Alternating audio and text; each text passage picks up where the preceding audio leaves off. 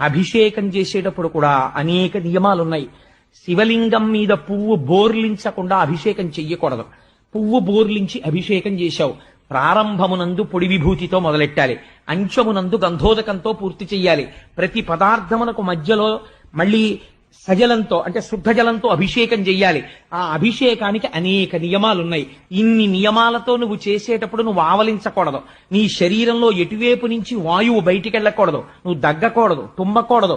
నువ్వు అభిషేకం చేస్తూ మధ్యలో ఎవరితోన్నా లౌకిక సంభాషణ చేస్తే ఇప్పటి వరకు నువ్వు చేసినటువంటి పుణ్యం వాళ్ళ ఖాతాలో వేస్తారు, నీకు మళ్ళీ జీరోకి వస్తుంది.